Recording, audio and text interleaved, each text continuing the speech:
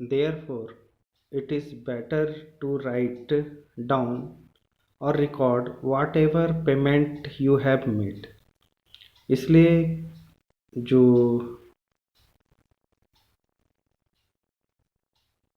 Number of payment होते हैं वो हमारे मेमोरी में तो रहते, स्टोर नहीं रहते या नहीं रख सकते इतने बड़े बड़े जो लेन देन होते हैं।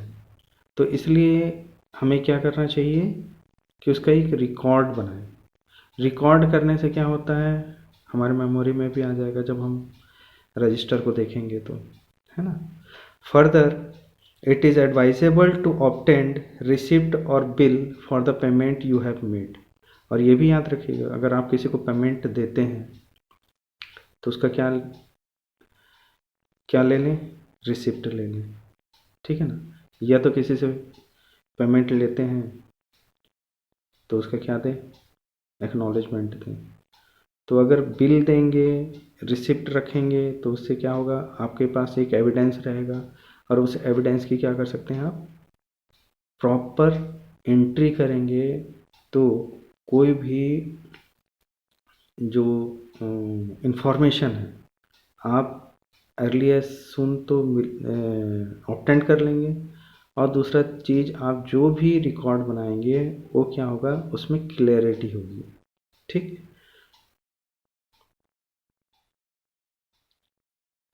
So that you can render the account beyond doubt. और जो भी आपके अकाउंट बनेंगे उसमें किसी प्रकार का कोई संदेह नहीं होगा, कोई डाउट नहीं होगा, ठीक है।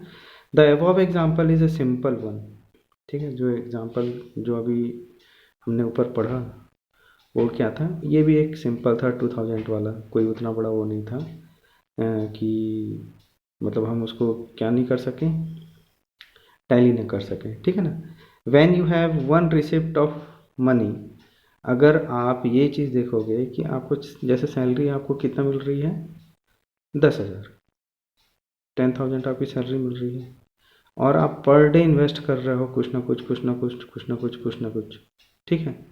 और आपका लास्ट में आपको पता चल रहा है कि आपने इन्वेस्ट किया, जितने इन्वेस्टमेंट किए आप, सॉरी इन्वेस्ट बोल रहा हूँ, एक्सपेंस किए, जितने एक्सपेंसेस किए हैं उसको टैली किए तो आपका आ जा रहा है कितने, 8,000 रुपये।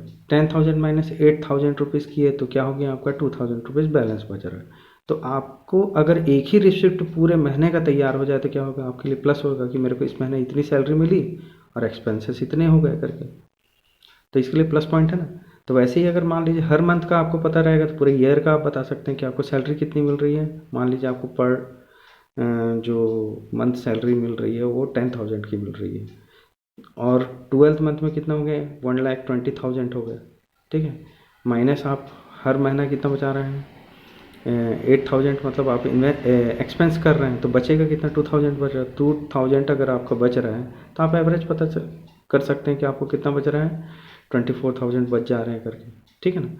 तो अगर हर महीने का आप एक्सपेंसेस को, ठीक है ना, हर मंथ के एक्सपेंसेस को टैली करके एक रिसिप्ट तैयार कर लेते हैं तो आपको क्या होगा, सहूलियत हो जाती है कि आपको मिला कितना और खर्च कितने हुए, ठीक है ना। पहले आप किसका बनाए पूरा रिकॉर्ड, पहले रिकॉर्ड बनाए आप मंथली, मतलब पर डे का, सॉरी मंथली बोल रहा हूँ, पर डे का आप रिकॉर्ड बनाए कि जो एक्सपेंसेस हो रहे हैं, तो 30 डेज़ के बन गए। अब उसमें से निकाल लीजिए, आपका हो गया मंथली बेस हो गया, फिर मंथली बेस करेंगे तो आपको ईयरली पता चल जाएगा, ठीक है ना।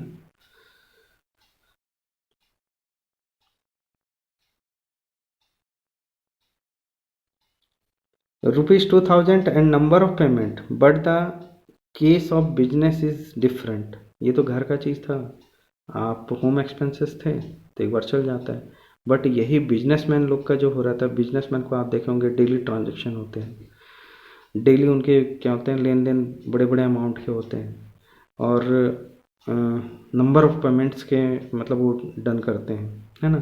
तो इतने बड़े रिकॉर्ड को तो मेंटेन करना इम्पॉसिबल है कि आपके मतलब मेमोरी में रहे स्टोर। रिकॉर्ड तो करना पॉसिबल है, रिकॉर्ड तो आप रजिस्टर में बना सकते हैं, पर मेमोरी में रखना इम्पॉसिबल है ना। तो अगर कोई बिजनेस है उसमें आप क्या करते हैं, सेल और purchase. In business you have to purchase and sell hundreds and thousands of times over a period of time. सही बात भी है कि अगर आप बिजनेस करते हैं तो नंबर ऑफ टाइम्स क्या होते हैं, आप क्या कर रहे हो, सेल कर रहे हो, परचेस कर रहे हो, ठीक है ना।